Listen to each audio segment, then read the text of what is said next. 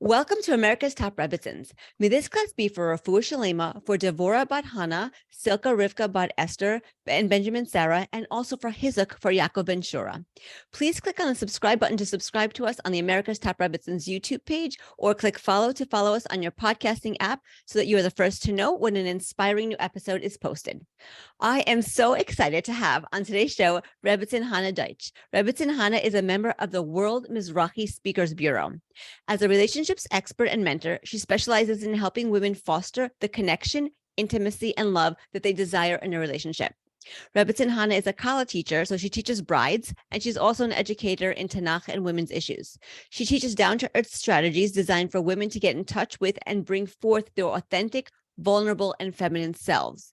So by shifting the focus from shame to dignity, from control to intimacy, and from feminism to femininity, Rebbetzin Chana has become a beacon of light for women who want to transform their relationships from a state of disconnect, struggle, and lack of understanding to one of mutual respect, communication, and intimate connection. Wow, that is amazing. Thank you so much for being here. Please tell us more about yourself and what you do.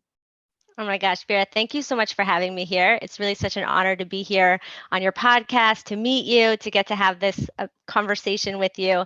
And it really is such an honor. So I don't know what you want to know about me. I'm originally from Toronto, Canada. I made Aliyah to Israel 22 years ago, thank God.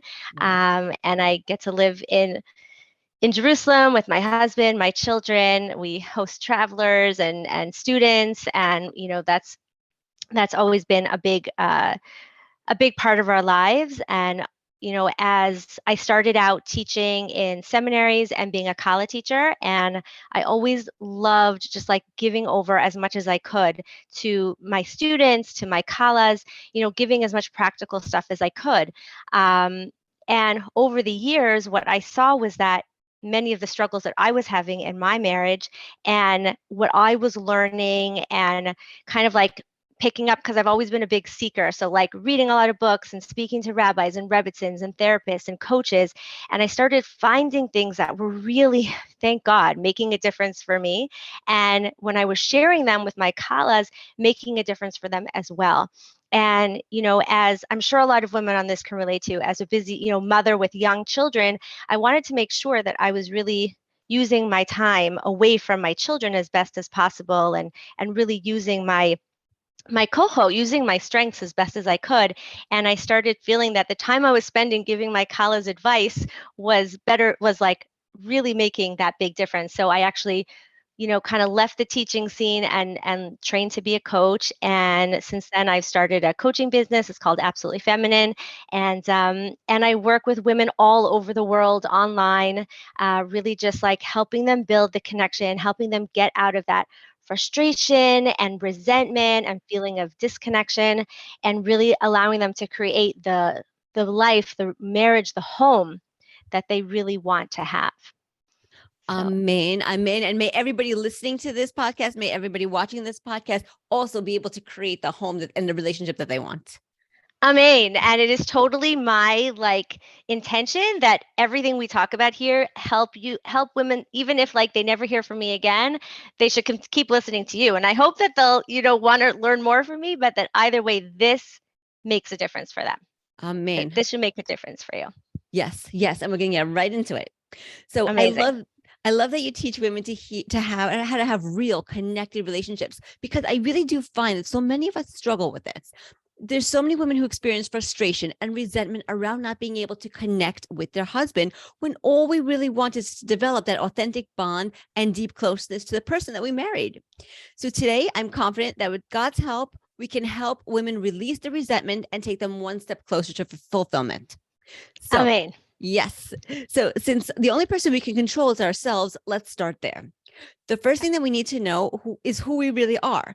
I find that most people don't actually know who they are deep inside, and that in itself can lead to friction in relationships. And it's so interesting because I was just telling somebody the other day, true story, I was telling somebody the other day, if you don't know who you are, somebody else is going to tell you who you are, and then you're going to end up living their version of you and not who you really are. So, in order to lead a fulfilling life, it's so important to know who you are and to get in touch with your authentic self. So, I wanted to ask you, how do we even know who our authentic self is? Where do we even start? And how do we begin to discover our real and authentic, vulnerable self? And how will knowing who we are serve to strengthen our relationships? Oh my goodness. I love this question so much because it really gets to the heart of like what I see as the foundation of everything that I teach and everything that I give over and what really makes a difference for women's lives. And because it's so true. If I don't know who I am, not only can I not be that person and bring out those strengths and then be the woman I'm meant to be in this woman and mother my children the way like I'm meant to mother them, right? My children were given to me to mother as the woman I am, right? And fulfill my potential in this world. But it's also going to lead me, if I'm not being myself, then like how is my husband going to love me for who I am?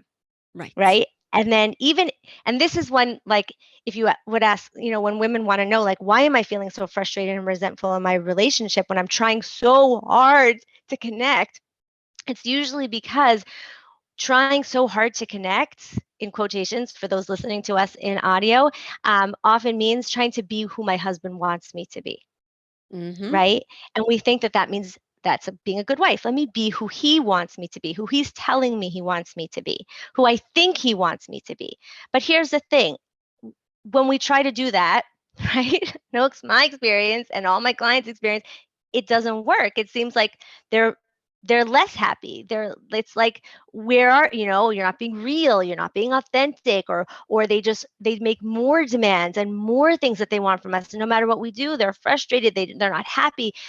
Because in the end of the day, if you're not being yourself, then your husband is not going to have the you, like there's no you to love, right? Right. There's no you to appreciate and you to connect with. That's the important thing. So even if he has this picture in his head of what an ideal wife should be, and we all do, we all have this little like image in our head. This is what an ideal husband should look like. Even this is what an ideal wife should look like that we're trying to live up to. Even, this is what children should look at the Shabbos table. That's another big one.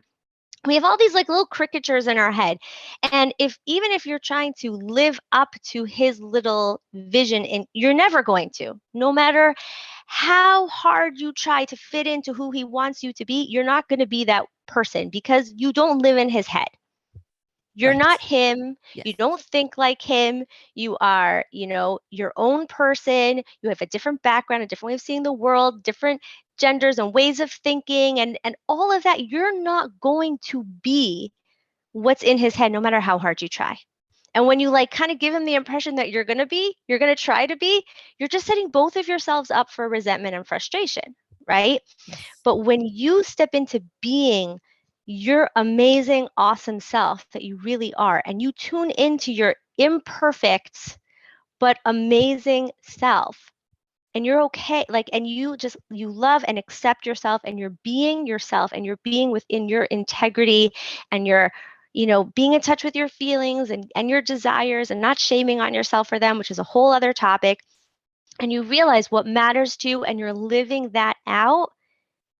I mean, that is just the most beautiful, can I say sexy, Mm-hmm. like beautiful, attractive, sexy way of being that your husband is just going to be attracted to, even though you're not going to fit into that caricature, which you never will, no matter how hard you try. And sometimes we need to tell ourselves that like 100 times, but he'll get to love you for who you are, and you'll get to love who you're being.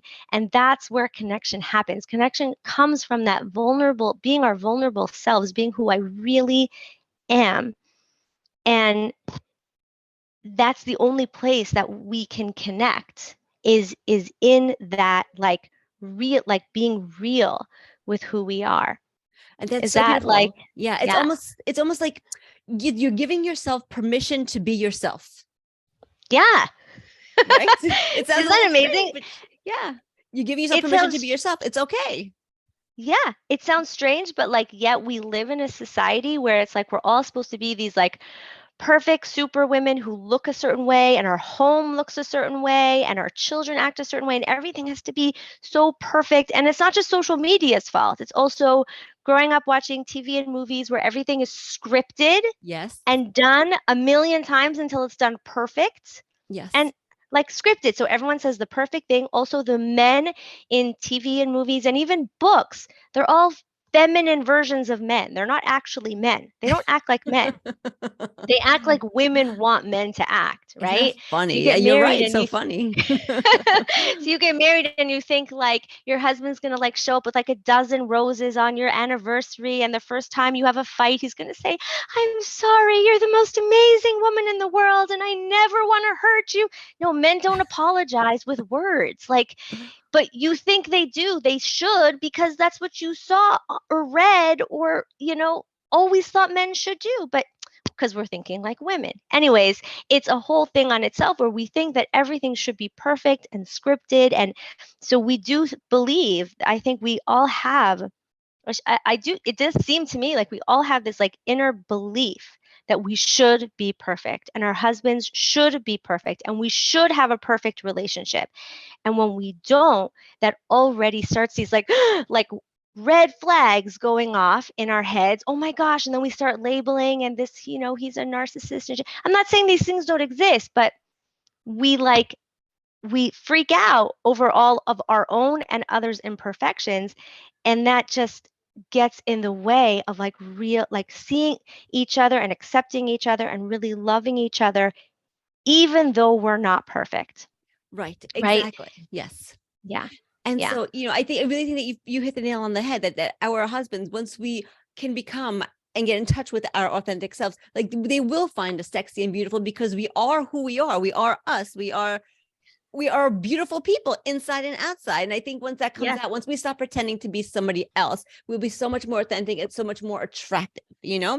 And so I want to like dig a little bit deeper into that, because at this point, and it's so sad to say, we've almost lost touch with who we are. Like genuinely, like even if we want to get in touch with ourselves, many of us don't even know where to start.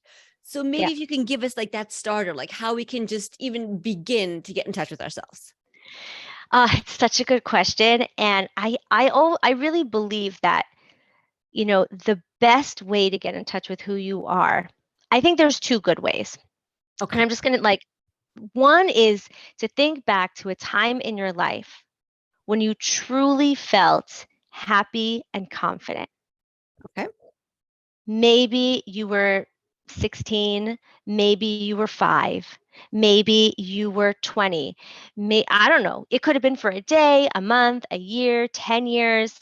But there's something when we are, and that's really what we're going for, right? Because now to be that beautiful, attractive woman, she is confident and she is happy, right? That's what most attracting to men. And that's honestly what's attracting to us, right? Like if I ask myself, who do I want to be? Like, when do I want to be around myself? It's when I'm feeling happy and confident, right? So that can help us kind of get it, like, well, what was I doing around that time? And who was I being? And what kind of activities was I doing? And what like got me like feeling good about myself or whatever? I know I'm going to be very vulnerable here, honestly, but like for me, when I think of that time in my life, it was definitely around the time that I was about 16. And you know what I loved doing when I was 16? What? Hanging out with my friends and listening to the Backstreet Boys. So when I need a little pick-me-up, I put them on because you know what? I want it that way. And it feels really nice to like remind myself of like that time, like just that positive time in my life. Like it helps me just like get in that mode, get in that groove. Right? Also now in my life, when I feel really confident and positive, I like listening to Yishai Rebo. So when I need to pick me up, I'll also, especially when my kids are around, I'm putting on Yishai Rebo, right? Beautiful. And I'm reminding myself like this gives me that confidence. It connects me. I feel awesome. Those little cues, like what music was I listening to? Who were the friends I was hanging out with, right? What kind of stuff was I doing? What kind of even just like what did I tell myself, right? During those times when I was in a difficult time. Not that it was perfect. It wasn't perfect when I was 16. It's not perfect now. But you know what? There's like I can get in touch with that inner, confident, happy woman inside of me. So I think that's a really big one that we can't ignore. And sometimes what happens, maybe some of your listeners can relate to this, is that we kind of like grow in our lives and we think like what we connected to when we were younger, like it's studious, like it's nothing, it's stupid, it's it's just like what who cares about that? But there's something about it. There's something especially about music. We know this from the Beis Hamikdash, that like in the temple, there was music playing even on Shabbos, right? The Levites were able to play music on Shabbos because it was integral.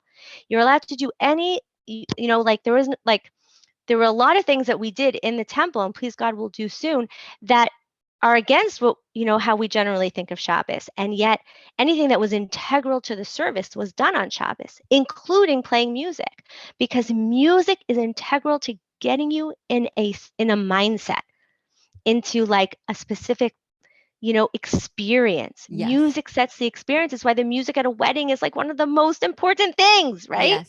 So that's the first thing I would say. Do you have anything to say about that? And then I'll share the second one that I think is important. No, what stuck out with me when you were talking was the music, because music can transport you. Even now, I can be in the car listening to a song, and then I'm back to when I was like 10, 11 years old. It's funny because you grew up with the Backstreet Boys. I grew up with New Kids on the Block. I don't know. When I was 6, my I don't know around what age, my grandparents used to play me New Kids on the Block. So like I definitely, that was like the introduction to the Backstreet Boys. Exactly. So, and I think the second thing, and this is what I really usually use as like the first step that I teach my clients, is you got to look at what is it that you're looking for in your life? What's important to you in your life? What are you valuing? And sometimes women are like, I don't know what is important to me. I don't know that. What is it that you're complaining that your husband doesn't do? What is it that upsets you, that it's not there in your life? You know what that means? It means you value it. That's a good way to find it. Yes. Yeah. So if you value something, like we get to live in integrity and be and create the things that we value instead of waiting for them to happen. Right? A big thing that I really believe in is like not allowing ourselves to be victims of our lives, right? Yes. Waiting for our husbands to change, waiting for things to get better. Even, and this, I have a whole special podcast that I did actually with Rebbetzin Chana Deutsch, who's my Rebbetzin, on like, I kept hearing women saying, well, if God wants me to have Shalom Bayit, I will. Like, please, God will change my husband. And it's like, no, you got to get up and like, do something about it. You have to create the change that you want to have. And it was happening so often that I invited her onto my podcast that I do every week to like, let's talk about this together, even from like a spiritual perspective, so that, we could really like hammer it out, because I find women even use like Amuna as a way to feel like a victim, and God is not there to God's not trying to victimize us, right? So like making sure that we don't feel like victims, and instead saying, if this is important to me, what is in my power to do to create it? I at least can be that woman, right? Like you said, the only thing I can control is myself. So let me be the things that matter to me. That is a great way to figure out, who am I? Who am I? I am a woman who values. And what is it that you value? Connection, intimacy, gratitude, excitement, like playfulness. What is it that you're like, oh, my husband never blank? Whatever it is it means that is something you value, and you get to be that woman. And living in integrity is like one of the best, most amazing, most inspiring and joy-inducing experiences. That's so beautiful. I just want to add something to that, because I know that some women may be filling in the blank, like, what do I want my husband to be? I want my husband to pay attention to me. So that's also a cue that we need to pay attention to ourselves and ask ourselves, what do we need? You could say, what do I need? I need whatever. I need rest. So, go take a nap. I need a massage. I need a day out with myself. Take yourself out. I do it all the time. I mean, my husband, I go out with my husband too, but I take myself out when I need that extra something. So I'm not waiting for anybody to do it for me. And I'm not like begging, you know what I mean? Yes, So pay attention to 100%. yourself. That's so important, because a lot of times Yes. when women hear that, they're like, well, why should I listen to my husband if he's not listening to me? I'm like, I didn't say do it for your husband.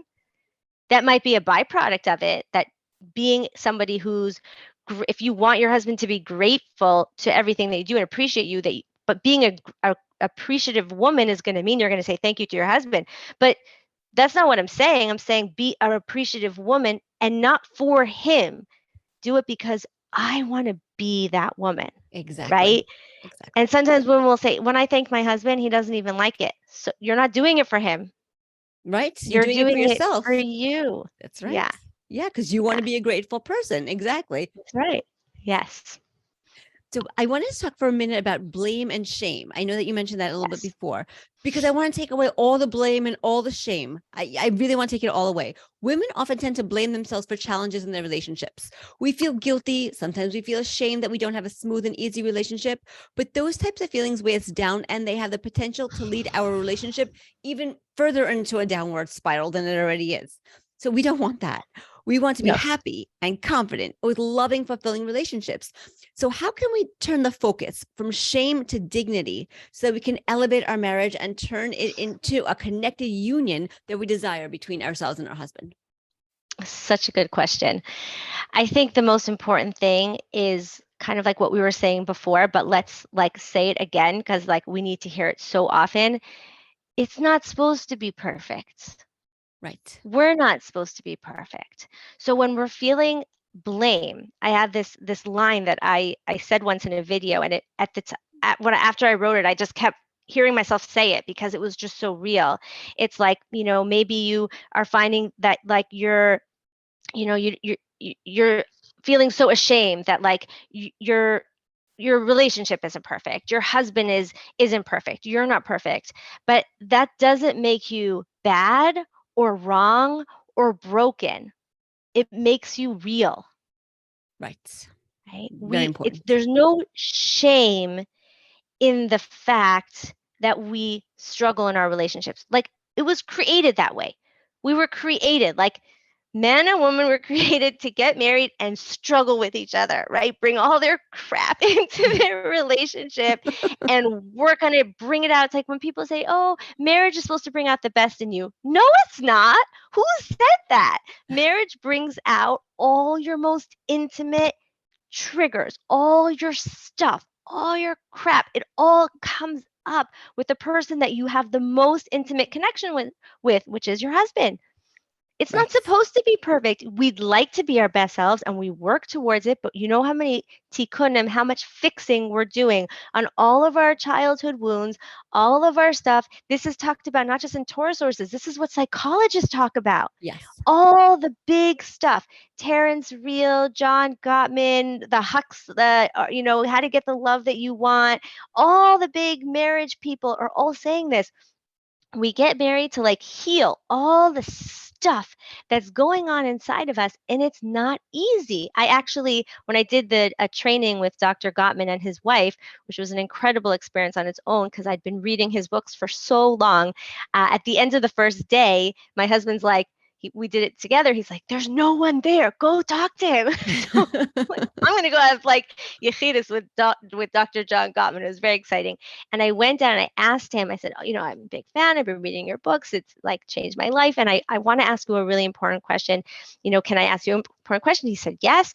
And I said, do you believe that couples can communicate difficult things to each other? Do you think because, some people are out there saying, if you have difficult things to say to your husband, don't say it. It's not worth it.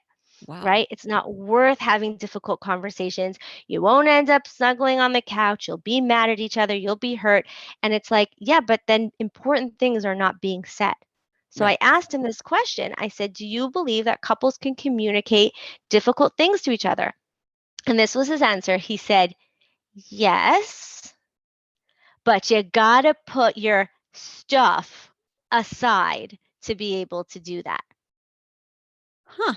Right? Interesting. Yes, but when my wife, and this is what he tells me, if my wife wants to tell me something that is, something that about me that's bothering her, it's important for her to communicate that to me, but I have to be willing to put all my defensiveness, all my ego, all my, he used a different word that starts with S, all my stuff aside to be able to listen to her because I love her and value her and I want to have a connection with her. That's and what beautiful. I took, isn't it? Yes. What I took from that conversation is that communication is so important to a marriage. It is integral. And in order to have good communication, you have to have safety. Yes. It has to be safe. Because if it's not safe, I'm not going to put my stuff aside when you have something difficult to share. You're not going to put your stuff aside when I have something difficult to share. And we have to make space to also deal with each other's stuff when it comes up in the conversation.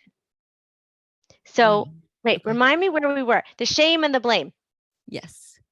Sorry, I could go off on a lot of tangents. So there's no shame in the fact that you have challenges in your marriage.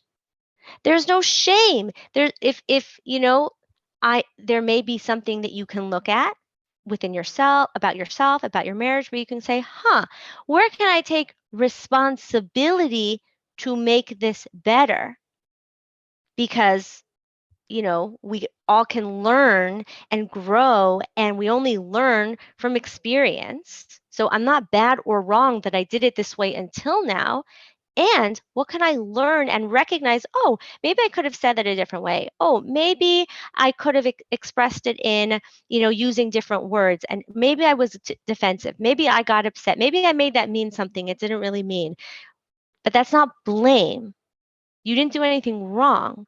You're learning and growing and taking your responsibility. But my responsibility isn't a shame or blame. Right? It's not my fault, especially when it comes to the other person. I could take responsibility for the way I speak to my husband, but I'm still not at fault for how he speaks to me if I don't. Right. So, and right? I love the way they said it, because I want to tie into the communication piece that we were mentioning before, that safety must be created. And so again, we're only responsible for ourselves. We can't control our husbands, our kids, anybody else. We can only control ourselves. So in this realm of communication, we can create a safe space for our husbands, even if I know, people might not like to hear this, but even if he doesn't create a safe space for us, we can create it for him.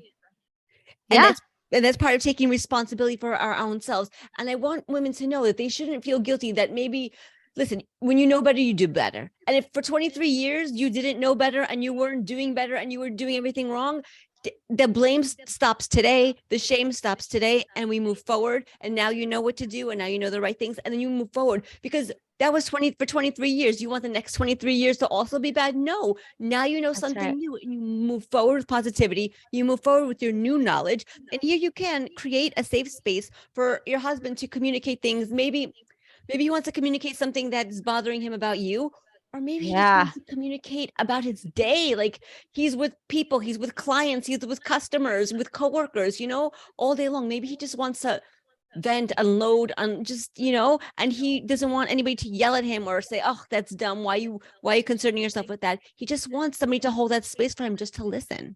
And we can do that. Oh, 100%. I also will add in, he doesn't want anyone to tell him that he should just have a Muna. Right. And and he probably also doesn't want anyone saying, why are you telling me this? Talk about your feelings. Tell me something deep. Tell me something real. By the way, like, men are not, didn't grow up talking about their feelings like we did. So I think this starts right from when we get married, because I don't think so many women that I won't say every, because some women find they have the opposite like dynamic, but many women will say, my husband is not emotionally available. Right. Yes. And okay, we have to recognize that men and women are, whether you want to call it nature or nurture, I mean, there's stuff that's, proven through brain scans, and there's also, the nurture that's involved as well. Men don't grow up sitting around with their friends talking about their feelings.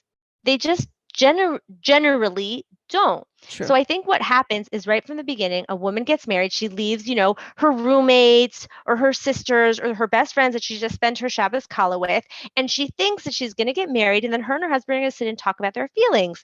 And that's not happening because he's not a woman. So then right from from the beginning, she's like, what's wrong with him? He's not talking about his emotions. Now, it doesn't mean he doesn't have emotions. He may try to talk to her about other things. He might talk about that cool car that he sees, or those interesting flowers, or he might start telling her about his day at work. And she's like, oh my gosh, he's so not emotional. He's not emotionally available. So what does she try to do? She already has this belief and she's finding evidence for it, right? Because why? He doesn't talk about his emotions, which he would have gotten beaten up for doing before he got married. But okay, they forget about that. So then and of course I'm generalizing and I'm talking in but let's just make the point, right? So she already has this belief. Then what does she try to do? Usually she tries to change him. She tries to get him to talk. No, don't tell me about your day. Tell me about your emotions. Now, what is he told? What is he hearing? It's not safe for me to talk about my day. It's not safe for me to talk. Now, here's the thing. Men do have emotions, but they've been taught all their lives, usually, it's not safe to talk about them. It's not what's done. Right. Okay? Yes. And what they'll do is they'll test them. This is the good news. That you can change this. They test you. They talk about the car or the trees or the work or the kids or whatever to see, are you going to listen to me? Is it going to be safe? And if you listen and you say, that's really interesting about that car, even though you're like, I don't care about cars, but you care about him. And this is important to him. And this is with kids also, by the way, not to compare men and kids, but kids is, I don't need to know how you built this Lego. I don't care about the book you're reading. I don't care about that game on the computer. Like, why are you telling me the details of the stupid phone game? I don't care. But they care. Right. They care. And you're giving them the message, I care about you. It is safe for you to share. So then when your husband does have something emotional to say, when your kid does have something really important to share, they know that you are safe, that you will listen to them. I really like the way that you put that, because just because it's not important to you, if it's important to the person that you love, then you just make space to listen to it. It just makes and validate their feelings. Yeah, because you care about them and you want to get to know them. It's important to them. And you're also just setting it up. You're giving them that safety, like you can tell me anything. I won't get mad, because when they're 16 or 18, or they may have something to tell you that really will get you mad, but at least they're telling you. Right. And you can guide them and you can be there for them. And it's the same thing with our husbands, like anyone, but let's go back to husbands for a moment. If you are giving your husband that feeling of, you can share with me, I'm here, I'm listening, then he'll share those deeper things with you when he knows that you won't get upset, get angry, try to change him, discount it, And this is just another little tip I'll put in, because it's such a big difference between men and women. They don't like being cut off. Right. Women thrive on that back and forth. She said, what? But what about this? Wait, what did you say? Oh my goodness, it's just like what happened to me. Really? No, wait. That's how women like to talk.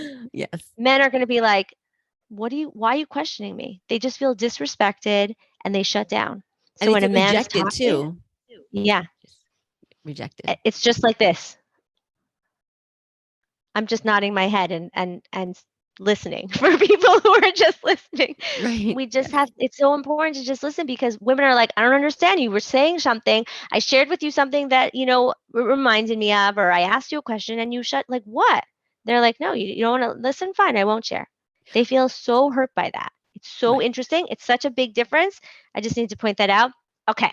Thank you. I really appreciate you pointing that out, because it's true that men and women have very different communication styles. So thank you. I appreciate you pointing that out. So I know that you also talk about shifting the focus from control in a relationship to intimacy. So can you please talk to us about what that looks like, about what control looks like in a relationship, and how we can let go of that control in order to create the intimacy that we crave? Yeah. So control, this is so important. Control is all about believing that things have to be not just perfect, which we already talked about, but of course, my way is the right way. Yes. right? And what many people look at, like one of the biggest lines that I've been saying for like, I don't know, many years is different doesn't make it wrong. Right. I like that. Different doesn't make it wrong. Powerful. Yeah.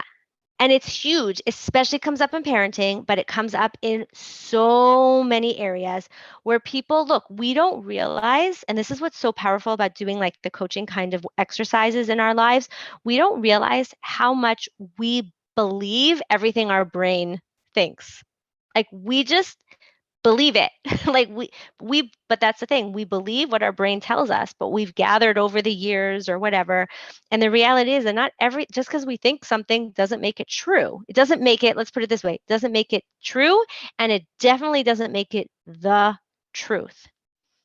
Now, we are very blessed because we at least have a truth. The Torah. And there's the Torah. And that's enough, right? Like, and even within that, there's, 70 faces and all of that. Because I find this comes up even with halacha, even with Jewish law, where women are like, but this is the way it's supposed to be done. And why do you believe that that's the way it's supposed to be done? Because that's the way your father did it. Because that's what your Rebbe in seminary taught you. Because that's what your rabbi in high school said. Because that's what the guy you dated before your husband told you that he does. That doesn't make it the only answer. That doesn't make it the truth. It's your truth. Right. And this is where we can really understand that strange Gemara. I don't even think it's so strange anymore because of this. There's this really strange teaching in the Talmud that who the best person to marry is? Who? Your uncle. That's so bizarre.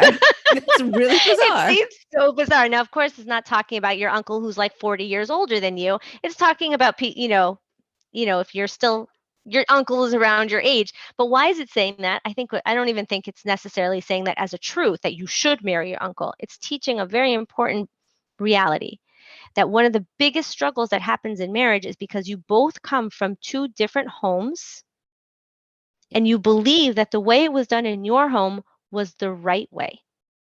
Right. By the way, this is why in-law issues are such a big thing. Yes. Because I love this understanding I have of in-laws. This is I think the big issue with in-laws. Thank God your in-laws generally take you in, like you're like become a member of the family right away. So you see things that no one else sees. You see the way you only saw things in your own home. The difference is in your own home, you grew up with it. So you think it's normal. Yes. And then when you see what goes on in other people's homes, you're like, that's not normal. Well, if anyone saw what goes on in anyone's home, they'd think it's not normal because it's, people are different and people have stuff and people have their issues and people have but in your home, you thought it was normal. So that's why people are like, your mother? No, your father. But why is it like that? Because we're each seeing what's different and weird, like what we see is weird, but the other person can't see it because they grew up with it. So they think that it's normal and the truth and the way it's supposed to be. Right. It's true. You're right. Because for them, that's normal. That's normal for them. That's how they grew up. Yep. That's normal. And what is actually amazing is that, and this is Rabbi Shimshon Raphael Hirsch describes this so beautifully when he talks about what a Jewish home is. He describes this, I think it's in Parshas Bo, when he talks about the bayit, right? Like we have this home. What is a Jewish home?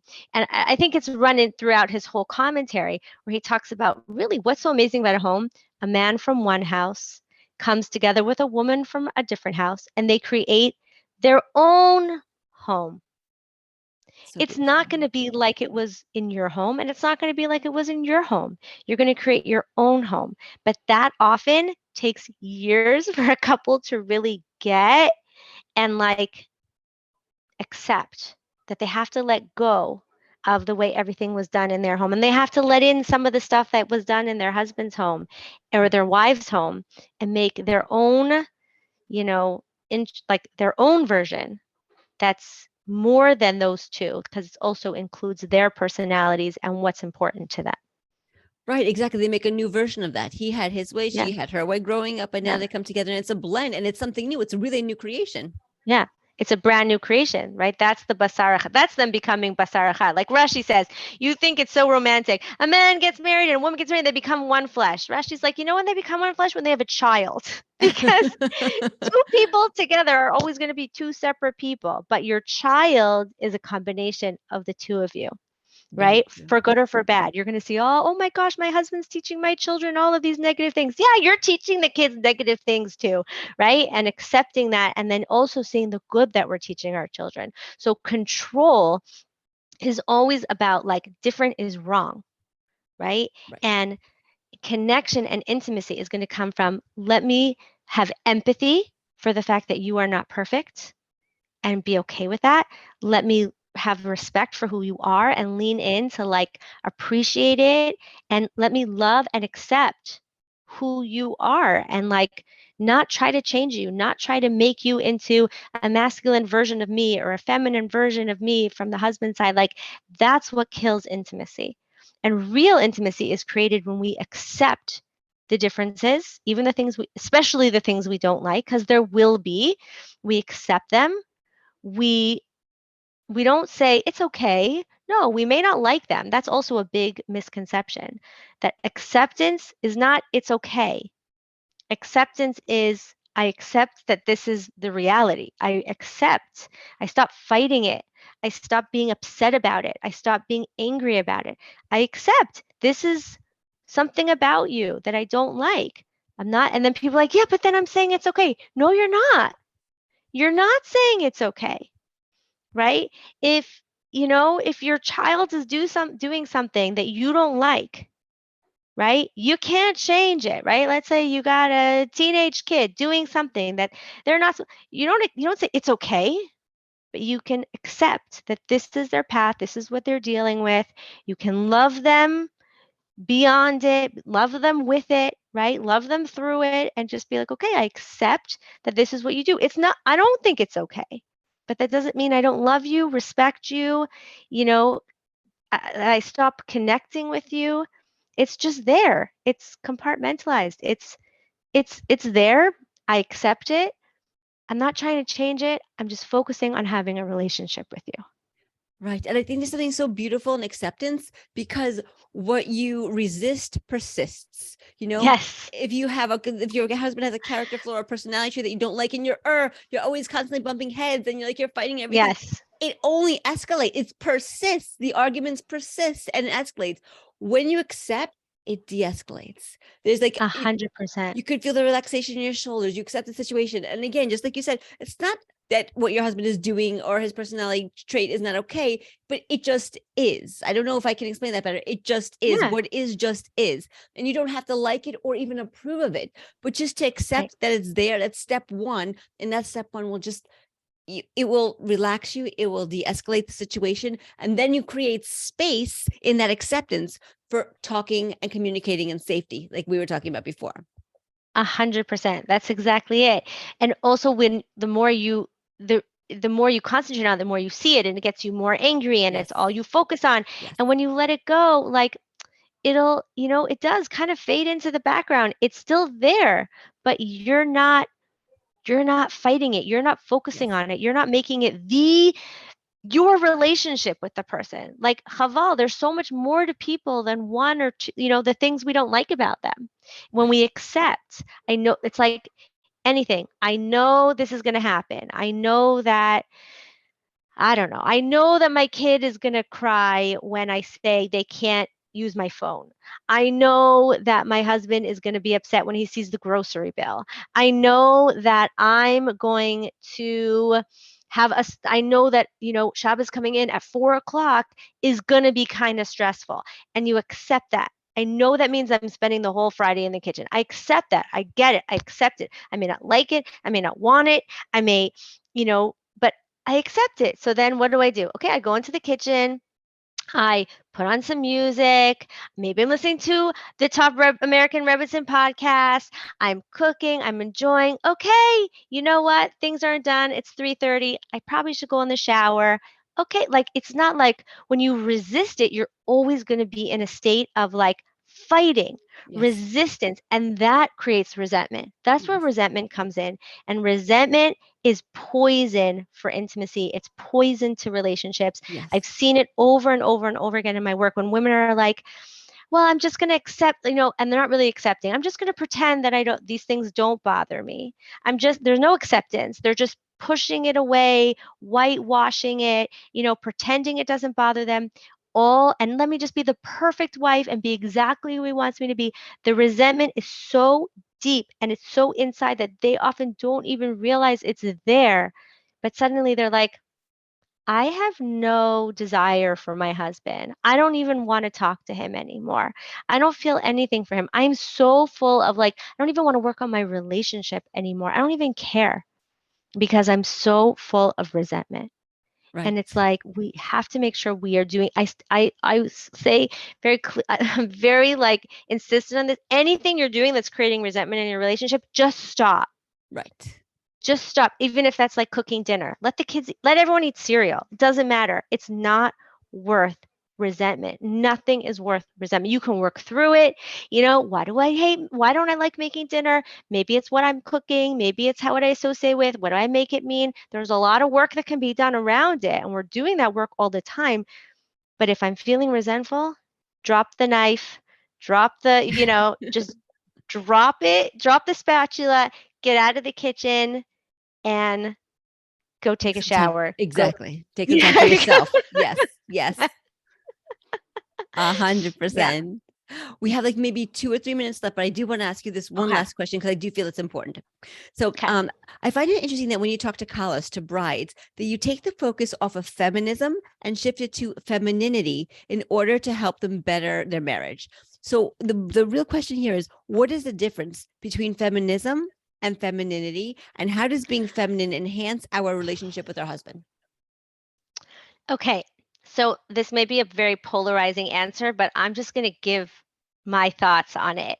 Okay. I think feminism is often about trying to prove that we are equal to men, that we are just as good, which kind of has a hint of maybe they really are better, or as if different is bad, right?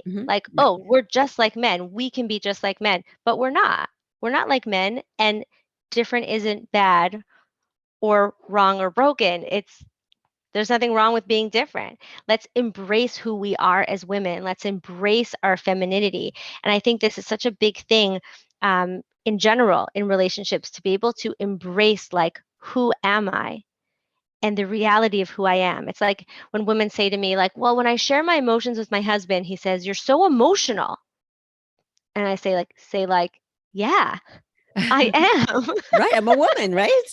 I'm a woman. Yes, I am emotional. There's nothing wrong. Just because someone says something to you as an insult doesn't make it an insult, right? Doesn't make it wrong. It's like if somebody walked in, and I find this so interesting that women, especially because it's something that we may struggle with ourselves. Maybe I struggle with being emotional. Maybe I struggle with keeping my house clean. So when someone walks in and would say, your house is a mess, I'd be like, oh, I can't believe you said that. But it's but it's true. It is a mess. It's messy. What am I getting insulted about? But I hear this so often, your husband walks in, he says something, and I can't believe he said that. It's but you just told me that about yourself, right? But no, but he can't see it. Well, what if we leaned into it? What if we were yeah, and it's actually a really big sore point for me. And I really get I'm really working on it. And I really love some acceptance and just love through this, or it's really hard for me when you point that out because it's really hard for me that that's still true, right? That's true about me or whatever it is. It doesn't mean that our husbands just come in and insult us. That's not what I'm not saying let your husband criticize you, but we don't have to get hurt about our vulnerabilities. We don't have to be insulted. We don't have to get defensive about things that are true for us. And I think it's beautiful to embrace our femininity. We are emotional. there is a beautiful way that women think that is different than men. I also, sometimes you find people like bashing men as if women are better. And unfortunately, I often see a lot of this in Jewish sources. Oh, we don't need to learn Torah all day because we are more spiritually high. And it's like, no, then you find sources about us being the more practical, grounded one. So like, which one is it? The truth is it's both. And like, it's not, well, why do I say this? Or even like, why does he say Shalom Sani Isha and I say Shesani Kirtano? It's like, I don't know why he says, God, thank you, God, for not making me a woman. I mean, any man who's seen his wife go through childbirth, 100%, that's when they say that blessing with like total concentration and kavana. Me, I love saying Shesani Kirtano. Shesani Kirtano is basically my very first client said this to me, and now I share with everyone because I think it's so beautiful. Shasani Krishna, God, you made me in your image is basically our way of saying to Hashem every single morning, I am enough. I love that. I am enough. Wow. I am exactly the way you created me. And that may be a growing, moving woman, right? People get so scared. If I think I'm enough, I'm going to just sit on the couch and eat chips and watch Netflix all day. Like, no, That's not what that it's never about. happens. The No. women who believe I am enough, when you feel good about yourself and you feel confident and happy, those are the women who get up and work on themselves and move forward in their lives. I am enough. If like we have to finish on anything, I think that's like, oh, one of the most important things is in a world where like there's so much being thrown at us at like how much perfection there has to be, whether it's your body and your home and your marriage and your children and your makeup and your, oh my gosh, there's so much. I can't even like, every aspect of you and every aspect of your children have to be every single one of your children has to be totally perfect. You have to get in the perfect schools and you have to have the perfect job and you have to have money, but not too much money. And you have to, and your Shabbos tables have to be perfect and you have to make the perfect food and you have to love baking and you have to like be Martha Stewart in the kitchen and like, and have a great sex life and everything has to be amazing. There's so much. It's like, how? In the end of the day, we're not meant to be perfect in any area of our lives, right? We have to know that I am doing my best and my best is awesome and I am enough. So why do men say Shasani Kirsano? Sorry, Shalasani Isha, that thank you God for not making me. I don't care. I'm not a man. I can't really pretend to get into men's consciousness and try to understand what it means to them to say that blessing. As a woman, I love the blessing that we say as women. I wouldn't want to say a blessing, thank you God for not making me a man. I'd be like, why would I even need to say that? Like, I don't need to say that. I feel so that it doesn't even resonate. Like, I don't want to say that. I've never thought of like, I'm so happy I'm not a man. Like, it just, I don't know. It But doesn't, I know it doesn't doesn't resonate with resonate me at either. all. Right. Right. So, Right. like, we don't have to bash, we don't have to say who's better. We're different. It's Right. not a scale. It's not women are just as good as men. Men suck. Women are amazing. Like, no, men and women both bring so much to the world. That's why we were created. That's why God said we needed to be split into two different almost species, right? That have to try to figure out how to live together, which is not easy. And that's what we're here for. We're Amazing. here to work on ourselves and be the best women that we can be. I love it. I love it. Thank you. That's a beautiful note to end on. And it's so true. We have to be the best women that we can be. Amazing. Thank you. Thank you so much, You're Rebbetzin Chana, for welcome. joining us on America's Top Rebbetzins. It was so much fun having you here today. And may the tremendous learning that we did today be for Refuah Shalema for Devorah Bat Hana, Benjamin Ben Sarah, Silka Rivka Bat Esther, and also for Hizuk, for Yaakov Ben Shura. Thank you so much again. Amen. Thank you, Vera. Thank you.